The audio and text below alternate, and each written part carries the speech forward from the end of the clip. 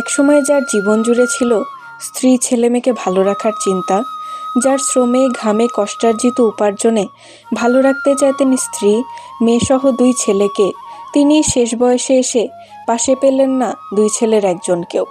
এমনই একজন অসহায় সংগ্রামী বাবা আজগর আলী।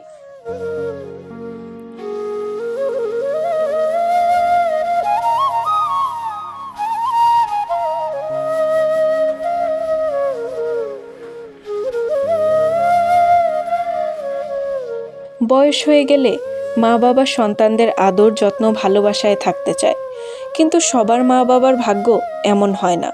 তেমনই একজন সিরাজগঞ্জের চরমালসাপাড়া গ্রামের মোহাম্মদ আজগর আলী, এলাকায় পরিচিত পাও মোছা নামে। চাকরি করতেন জাতীয় জুট মিলে। বয়স 114 বছর। উনি ওনার 114 বছরের দীর্ঘ জীবনে বাস্তবতাটা খুব ভালোভাবে উপলব্ধি করেছেন। পার করেছেন জীবনযুদ্ধের অনেক ধাপ, অনেক কিছুই দেখেছেন নিজ চোখে, মেনেও নিয়েছেন অনেক বাস্তবতা। কিন্তু শেষ বয়সেও একটি কঠিন বাস্তবতা শিখেছেন তার নিজের সন্তানদের কাছে, যেটি মানতে গিয়ে হয়তো তার বুক ভারী হয়ে গেছে কষ্টে।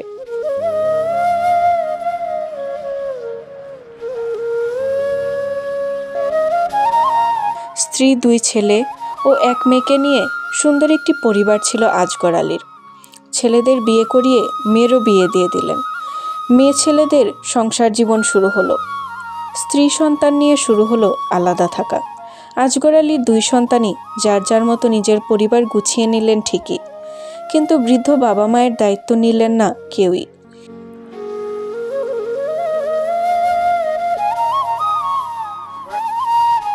বাধ্য হয়ে আজগর আলী বৃদ্ধ বয়সেও বেরিয়ে পড়লেন জীবিকার উদ্দেশ্যে। বাড়ি থেকে ডিম সেদ্ধ করে নিয়ে হেঁটে হেঁটে চান্দালির মোড়ে এসে বিক্রি করতেন। সেদ্ধ ডিম বিক্রি করে যা আয় হতো তা দিয়ে স্ত্রীকে নিয়ে কোনো রকমে খেয়ে পড়ে দিন কাটত আজগর আলীর। এভাবেই চলল 3-4 বছর। বয়স বাড়তে বাড়তে 110 পেরিয়ে গেল। হঠাৎ স্ত্রীকে হারিয়ে একদম একা হয়ে গেলেন। তবুও 2 ছেলের কেউই 11 দশক পার করা বৃদ্ধ বাবার দায়িত্ব নিলেন না। দায়িত্ব নিলেন আজগর আলীর মেয়ে পারুল। আমার সংসারে আমরা 3 ভাই বোন, আমার বাবা মা। আমার 2 ভাই বাপ মা থেকেই আমার ভাই 2টা আলাদা চলে গেল, বিয়ে করে 4 মতো চলে গেছে ফালা রেখে। আমি মেয়ে কোথায় ফালা, মা মরে গেল। আরও মাইকেও পালছি, বাপকেও আমি পালি। আমারও 2টা ছেলে 3টা ছেলে, 2টা ছেলে বিয়ে করে ফাঁকে চলে গেছে, আমাকে দেখাশোনা করে না। আমার স্বামী মারা গেছে, আমি বেদবা।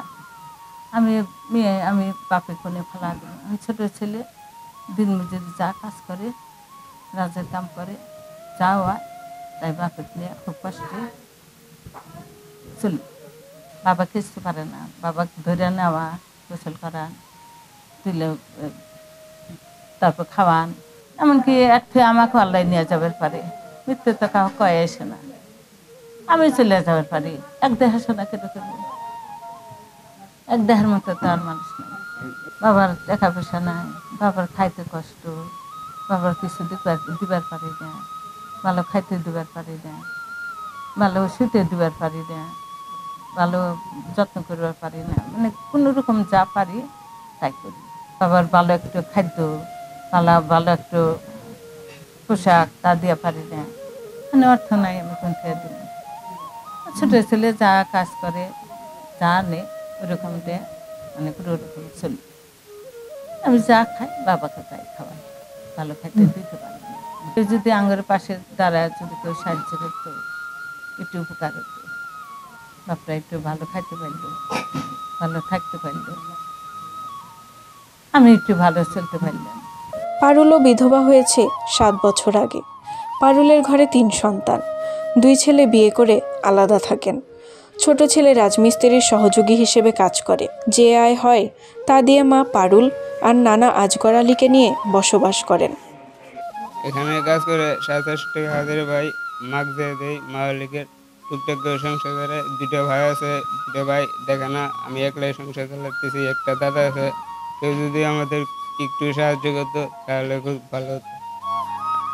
114 বছরের আজগর আলী বয়সের ভার মনে হয় আর সইতে পারছেন না।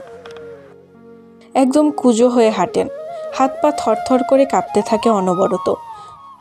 পারুলি এখন বৃদ্ধ বাবার দেখাশোনা, গোসল করানো, খাওয়ানো, জামাকাপড় পরিয়ে দেওয়া সহ সব কাজ নিজের হাতে করে দেন। আজগর আলীর 3 সন্তানের একজন এই পারুল।